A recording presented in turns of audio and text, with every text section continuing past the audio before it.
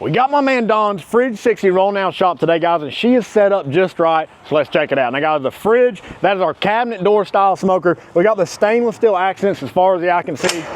Y'all know the deal, we got the cool handle on there. Everybody loves the handle. This makes that manly clunk sound we all love. Inside, you get 3 sliding trays. Guys, we offer the Fridge in a 36, 48, 60, and we keep going from there. This happens to be the 60 model. Got the fire poker in there as well, of course. Now this is a reverse flow smoker, so we got 3 removable plates that directs the smoke all the way across and then back out of the stack. Close this thing back up. Now Dawn did add the thermometer eyebrows. Y'all can see those here above our TMG Pitts Tell True thermometer. Made in the USA, of course. Now on the off-road package, he did add our upgraded wheels and tires. Those are from mods down in Texas. We got the stainless steel front shelf. Still got your paper towel utensil holder there. Speaking of stainless steel, we got the black Scorpion barbecue logo on the side there. Now we'll hop onto the hot box here.